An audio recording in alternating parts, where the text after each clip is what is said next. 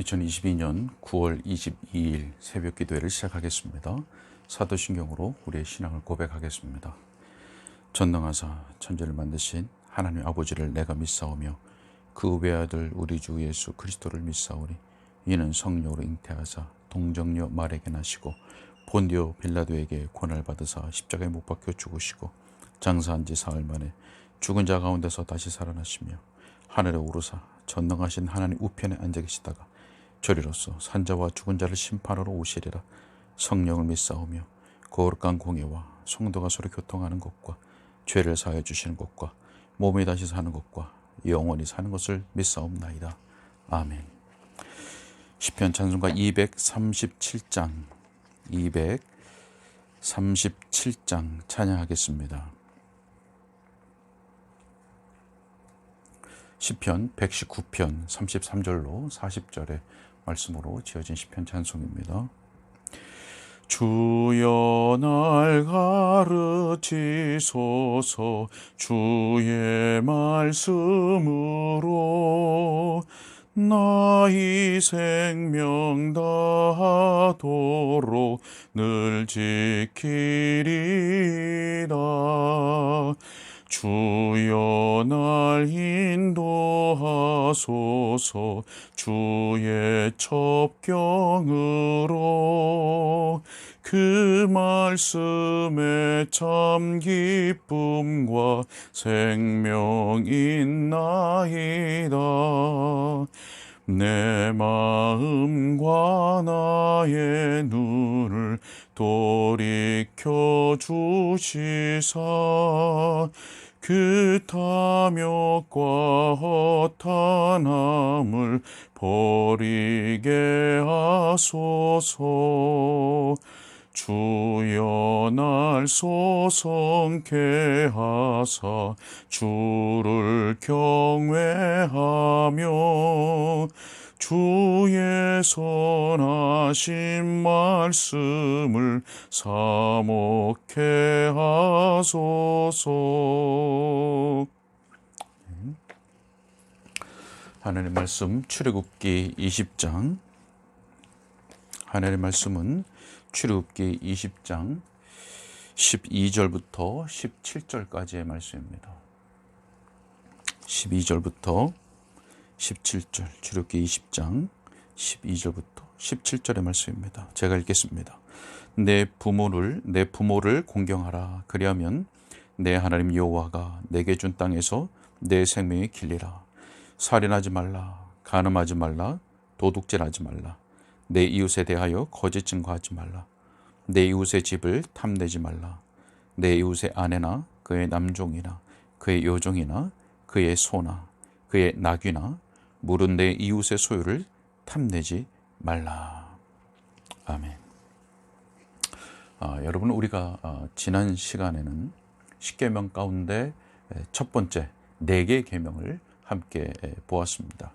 하나님에 대한 인간의 책임 혹은 하나님에 대한 인간의 의무라는 주제 아래서 말씀들을 살펴보았습니다. 자, 오늘은 두 번째 십계명 두 번째 6개의 계명을 우리가 살펴볼 텐데, 인간에 대한 우리의 의무라고 하는 주제 혹은 제목 아래서 6개의 계명을 살펴보려고 합니다. 자, 여러분, 십계명의 두 번째 6개의 계명이 가르치는 바를 요약하면 이렇습니다. 우리 이웃을 자신같이 사랑하는 것, 그리고 우리가 남에게 대접을 받고자 하는 대로 우리도 남을 대접하는 것.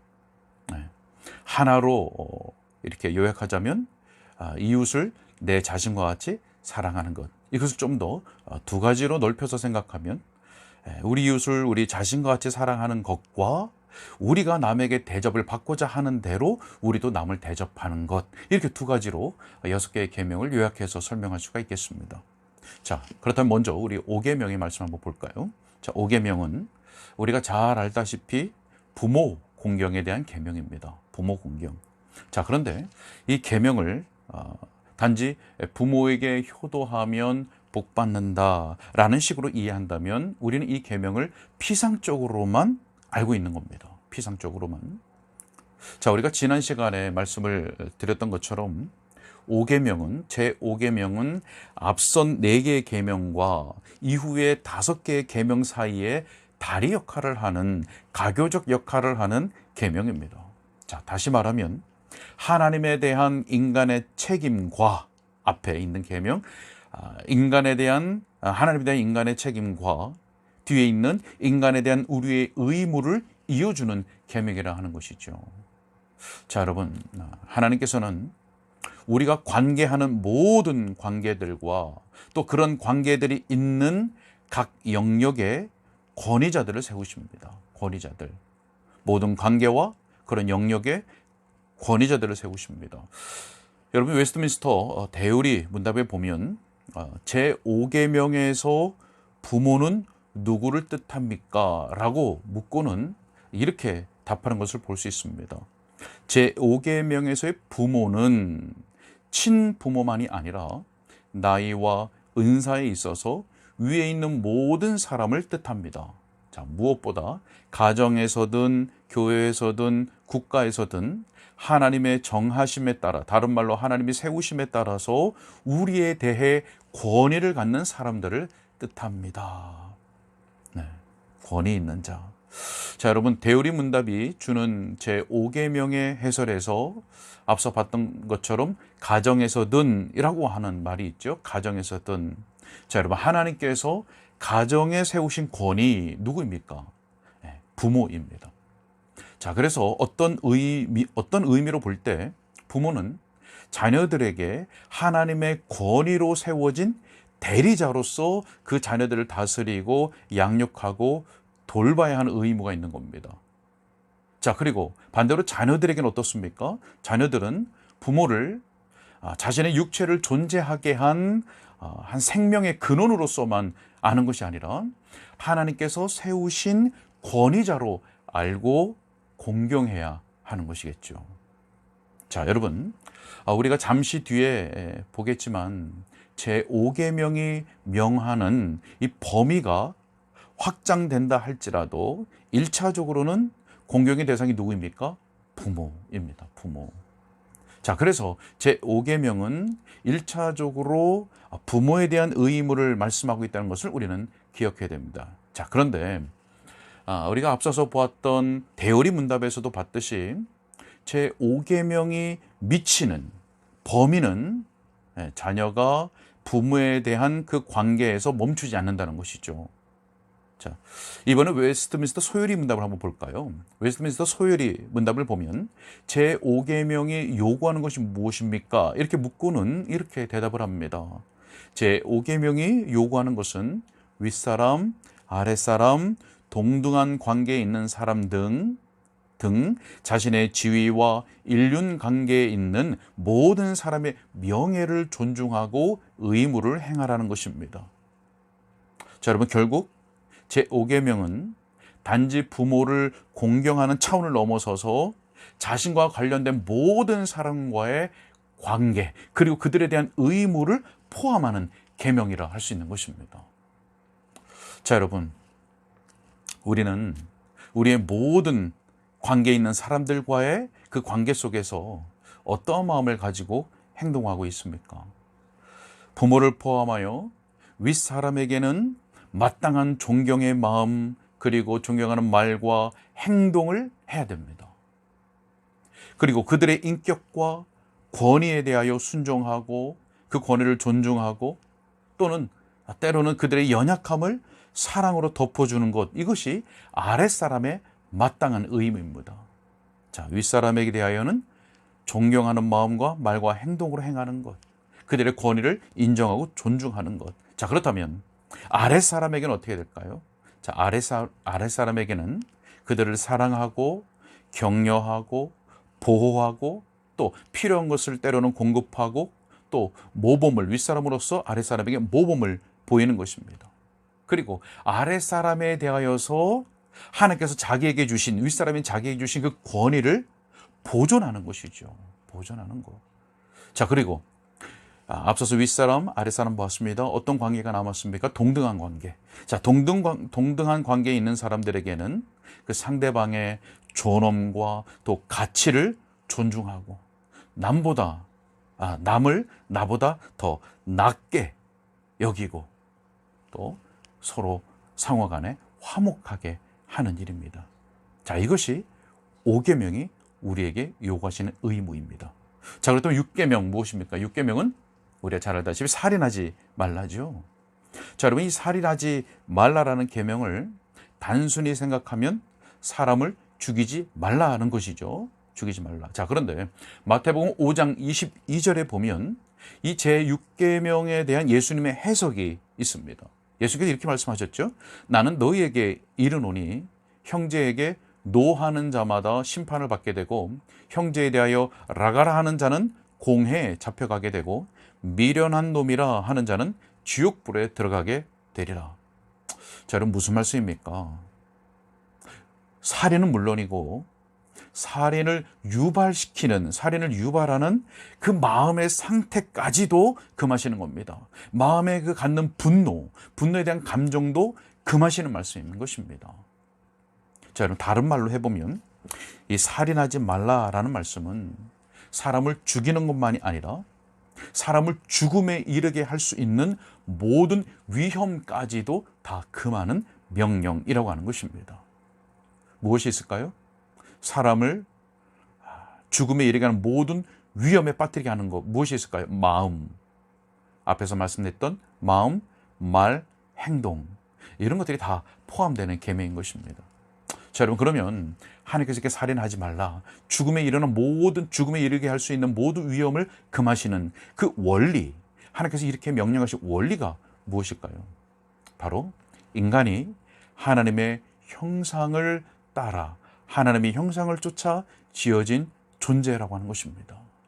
그리고 또 한 가지는 바로 생명의 주권이, 인간에 대한 생명의 주권이 바로 하나님께 있다라고 하는 것입니다. 이것이 원리입니다.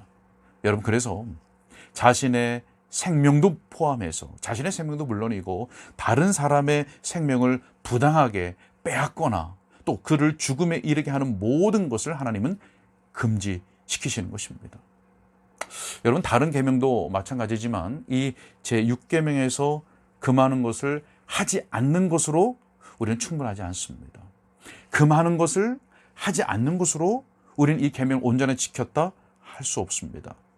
자, 적극적으로 행해야 되는, 반대편에서 적극적으로 행해야 되는 의무가 있겠죠. 자, 그것이 무엇일까요?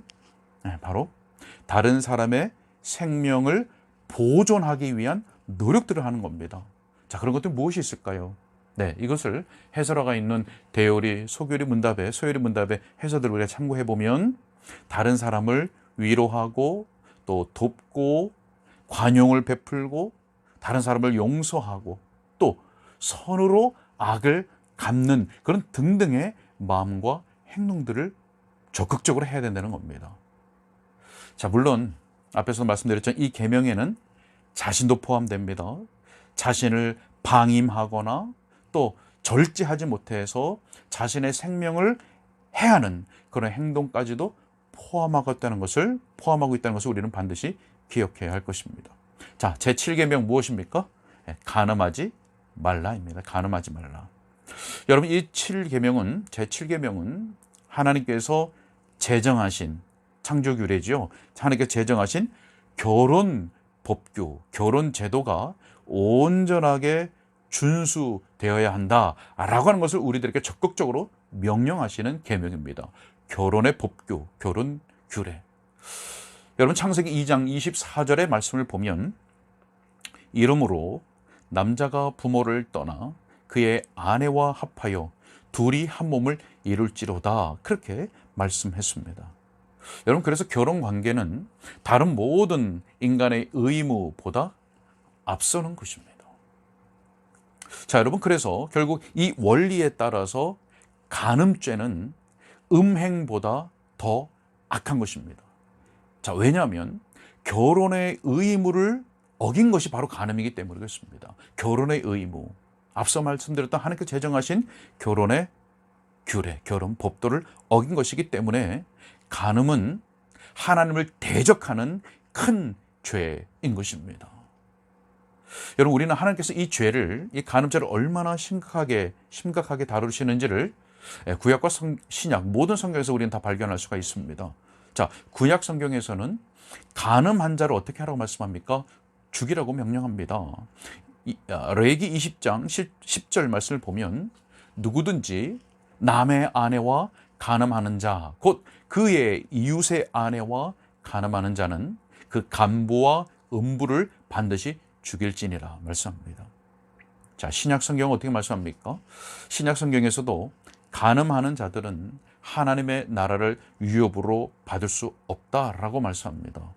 고린도전서 6장 9절로 10절에 이렇게 말씀합니다. 음행하는 자나 우상 숭배하는 자나 간음하는 자나 탐색하는 자나 남색하는 자나 도적이나 탐욕을 부리는 자나 술 취하는 자나 모욕하는 자나 속여 빼앗는 자들은 하나님의 나라를 위협으로 받지 못하리라, 이렇게 말씀합니다. 자, 여러분, 그런데 이 죄는 단지 행위에만 한정된 것이 아니라고 하는 것을 우리는 또 기억해야 됩니다. 자, 예수님께서 이 계명, 이 제7계명을 이렇게 해설해 주셨습니다. 마태복음 5장 28절에 나는 너희에게 이르노니 음욕을 품고 여자를 보는 자마다 마음에 이미 간음하였느니라. 여러분, 예수님께서 왜 이렇게 말씀하셨던 걸까요? 마음에 음욕을 품고 여자를 보는 자마다 마음이 이미 간음했다. 왜 이렇게 말씀하셨을까? 여러분, 제7계명이 금하는 것이 행동뿐만이 아니라 그 말도 포함하는 것이고 생각까지도 포함하기 때문에 이렇게 말씀하는 겁니다. 행위, 말, 생각. 여러분, 더러운 생각들이 죄를 짓도록 만드는 겁니다.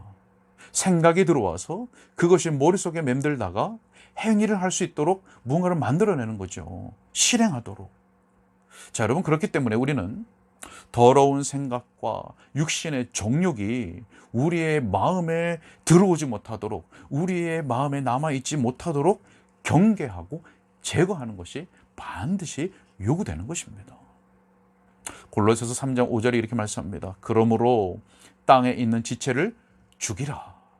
곧 음란과 부정과 사욕과 악한 정욕과 탐심이니 탐심은 우상 숭배니라. 자, 여러분, 어떻습니까?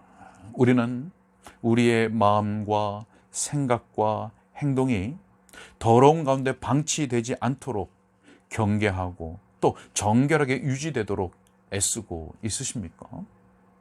자, 8계명 볼까요? 자, 여러분, 8계명은 도둑질 하지 말라이죠. 도둑질 하지 말라.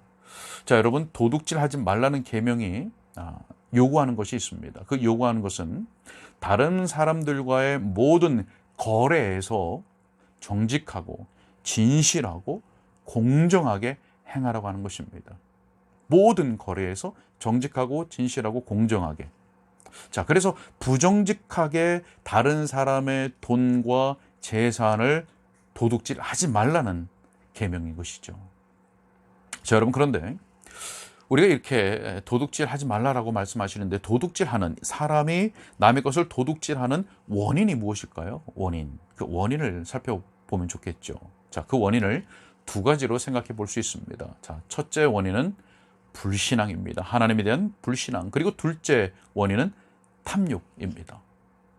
자, 여러분, 도둑질의 원인이 불신앙이라고 하는 것은 왜 그러냐면 공급해 주시는 그 하나님, 우리의 필요를 따라 공급해 주시는 그 하나님의 섭리를 믿지 않는 데서 바로 남의 것을 도둑질하는 것이 시작되기 때문에 그렇습니다. 하나님의 섭리에 대한 불신앙.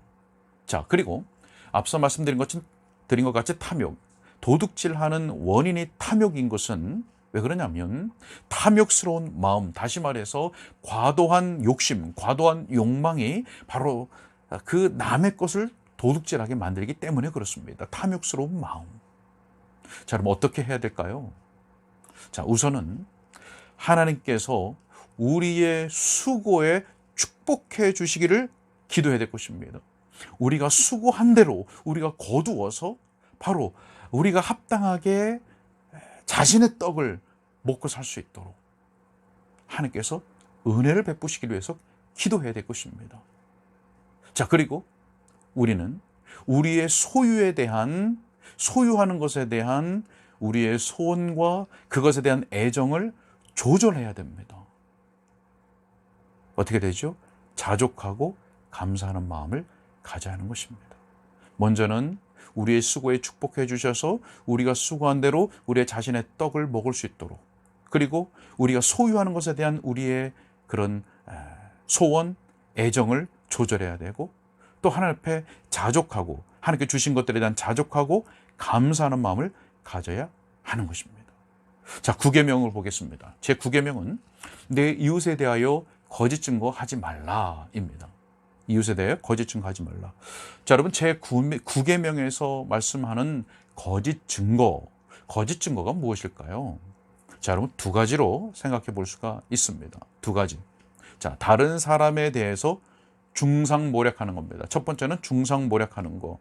여러분, 중상모략 어떻게 하는 겁니까?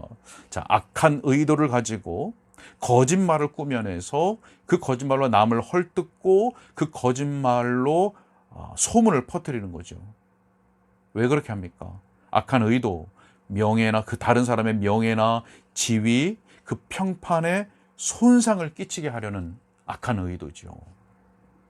자, 여러분, 이렇게 하는 것 어디서 나오는 겁니까? 우리의 부패한 본성에서 나오는 겁니다. 부패한 본성. 자, 골로새서 3장 9절에 이렇게 말씀합니다. 너희가 서로 거짓말을 하지 말라. 옛사람과 그 행위를 벗어버리라. 이렇게 말씀합니다. 옛사람과 그 행위를 벗어버리라. 거짓말을 하지 말라고 말씀하고 있다는 사실이죠. 자, 여러분, 또 이렇게 하는 것의 원인은 무엇입니까? 바로 마귀의 도구가 되는 겁니다. 마귀의 도구. 여러분, 마귀가 뭡니까? 마귀의 존재, 거짓의 아비잖아요. 거짓의 아비. 그리고 항상 속이는 자입니다. 자, 우리가 다른 사람에 대해서 거짓 증거하는 거, 악한 의도를 가지고 거짓말을 꾸며서 중상모략하는 것은 우리의 옛 사람에게서, 악한 본성에서, 타락한 부패하고 본성에서 나오는 것이고, 또 하나는 마귀의 도구의 역할을 하는 것이다. 그래서 금하시는 겁니다. 마귀는 거짓의 아비고 항상 속이는 자이기 때문에 거짓말하는 거, 거짓 증거하는 것은 마귀의 도구가 되는 것이다. 그래서 우리 거듭난 신자들은 반드시 이러한 행위를 벗어야 하는 것이죠. 여러분, 그렇다면 어떻게 해야 될까요? 자, 어떻게 해야 될까? 대요리 문답의 해설을 참고해 본다면 우리는 다른 사람의 재능과 또 장점에 대해서 그것들을 기꺼이 인정하는 자세가 필요합니다.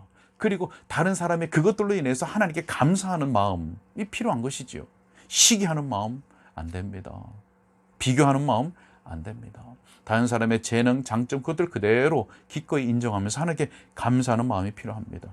자, 그리고 다른 사람에 대한 좋은 소문이 들릴 때 그것을 흔쾌히 받아들이고 기뻐하는 것이 필요하겠죠. 그리고 나쁜 소문에 대해서는 인정하기를 꺼리는 마음이 필요합니다. 자, 그리고 다른 사람을 헐뜯는 그런 사람이나 그런 소문을 퍼뜨리는 사람들에게 있어서는 그렇게 하지 말라고 권면하거나 그 사람에게서 또 그 자리에서 피하는 지혜가 결단이 필요하겠죠. 자, 여러분 어떻습니까? 여러분의 가정과 일터에서, 그리고 우리의 교회에서 기꺼이 그렇게 하고 있으십니까? 자, 마지막으로 10계명을 보겠습니다. 자, 제 10계명 10번째 계명은 내 이웃의 집을 탐내지 말라. 내 이웃의 아내나 그의 남종이나 그의 여종이나 그의 소나 그의 낙이나 무릇 내 이웃의 소유를 탐내지 말라이죠. 자, 여러분, 이 10번째 계명, 제 10계명은 내적인 상태, 우리의 마음, 내적인 상태에 대해서만 말씀을 하고 있다는 것을 우리 주목해야 됩니다. 자, 무슨 말인가 하면 다른 9가지, 제 10계명을 제외한 다른 9가지 계명에서도 물론 마음의 상태에 대해서 말씀을 합니다. 우리가 앞서 살펴봤던 것처럼 마음의 상태를 말씀하기도 합니다. 자, 그런데 주로 행동을 금하고 있는 계명들이죠. 뭐 하지 말라, 뭐 하지 말라. 자, 행동을 금하고 있습니다. 자, 그런데 10계명은 오직 마음의 상태만을 언급한다는 점에서 다른 계명들과 차이가 있습니다. 자, 여러분, 그래서 제 10계명은 거룩하지 못한 우리의 마음과 말과 행동의 그 근원을 우리들에게 드러내주는 계명인 것입니다. 우리의 마음의 상태. 저는 로마서 7장 7절에 사도 바울이 이렇게 말씀한 것을 볼 수 있습니다. 그런즉 우리가 무슨 말을 하리요? 율법이 죄냐? 그럴 수 없느니라. 율법으로 말미암지 않고는 내가 죄를 알지 못하였으니, 그 다음에요, 곧 율법이 탐내지 말라 하지 아니하였더라면 내가 탐심을 알지 못하였으리라. 저는 무슨 말씀입니까? 외적으로는 흠을 잡을 것이 없는 그런 사람이지만 바로 이 제 10번째 계명을 통해서 내면적인 죄성을 보게 되었다는 말입니다. 내면의 죄성. 여러분, 탐욕은 모든 죄악의 근원이 됩니다. 탐욕은 모든 죄악의 근원입니다. 자, 그래서 탐욕은 제 10계명의 모든 10개의 계명 모든 항목을 어기게 만드는 것입니다. 무엇이요? 탐욕이 10개의 10계명을 다 어기게 만드는 죄의 항목입니다. 여러분, 그래서 하나님께서는 탐욕을 매우 미워하십니다. 자, 여러분, 어떻게 해야 될까요? 소요리 문답의 내용으로 제 10계명 10번째 계명을 마무리하려고 합니다. 자, 제 10계명이 금하는 것이 무엇입니까? 이렇게 묻고는 이렇게 답을 합니다. 제 10계명이 금하는 것은 10번째 계명입니다. 제 10계명이 금하는 것은 우리 자신의 형편에 만족하지 못하고 이웃의 잘됨을 시기하고 싫어하는 것과 이웃이 가지고 있는 모든 것에 대해 부적절한 마음과 탐욕을 품는 것입니다. 여러분, 탐욕 어떻습니까? 모든 죄의 근원이 맞죠? 저는 우리가 이 10계명을 더 깊이 보고 연구하고 살펴볼수록 우리는 결코 이 계명에서 자유할 수 없다는 것, 우리가 온전히 지켰다고 하나님 앞에 말할 수 없다는 것을, 우리는 철저히 죄인이라고 하는 것을, 이 계명을 우리는 도저히 온전히 지킬 수 없다는 그런 죄인인 것을 더 깊이 깨닫게 됩니다. 말씀 맺으러 갑니다. 자, 여러분 어떻습니까? 이웃을 자신과 같이 사랑하는 것 할 수 있을까요? 온전히 행할 수 있을까요? 자, 더욱이 하나님 없이 살아가는 이 세상의 풍조와 또 그러한 믿음 없이 살아가는, 말씀의 지배를 받지 않고 살아가는 그 사람들의 악함을 볼 때 내가 계명을 더 잘 지켜야지 이렇게 생각이 됩니까? 오히려 그리고 내 자녀가 이 계명과 같은, 계명이 요구하시는, 이 10계명이 요구하시는 이러한 삶을 살아간다면 과연 이 세상에서 살아갈 수 있을까? 도태되지 않을까? 무시당하지 않을까? 그들과 관계할 수 있을까? 자, 이런 걱정이 들기 마련이지요. 자, 여러분, 그러나 분명한 것은 이 계명, 하나님께 주신 이 계명들은 오늘날 우리에게도 여전히 유효한 행위의 규칙이 된다는 것입니다. 자, 어떻게 해야 될까요? 히브리서 13장 5절에 이렇게 말씀합니다. 있는 바를 족한 줄로 알라. 그가 친히 말씀하시기를 내가 결코 너희를 버리지 아니하고 너희를 떠나지 아니하리라 하셨느니라. 여러분, 또 한 구절이요. 내게 능력 주시는 자 안에서 내가 모든 것을 할 수 있느니라. 여러분, 우리에게 무엇이 필요할까요? 먼저는 우리가 하나님에 대한 바르고 확고한 믿음 위에 서는 것이 필요하겠습니다. 확고한 믿음. 자, 그리고 우리의 마음과 생각을 하늘에 관한 것, 그리고 그리스도에 대한 것으로 가득 차게 해야 되는 것입니다. 이것이 약해질 때에 바로 세상의 가치관이 들어오는 것입니다. 우리의 마음과 생각에 하늘에 속한 것을 찾고 위의 것을 찾고 또 그리스도에 대한 것으로 가득 차게 하는 것이 반드시 필요하겠죠. 자, 그리고 방금 읽은 말씀처럼 우리에게 있는 것, 우리의 지금 상태, 우리에게 있는 것, 그리고 우리의 상태를 하나님께서 주신 것으로, 또 하나님께서 인도해 주시는 것으로 여기고 자족하고 감사할 수 있어야 하겠습니다.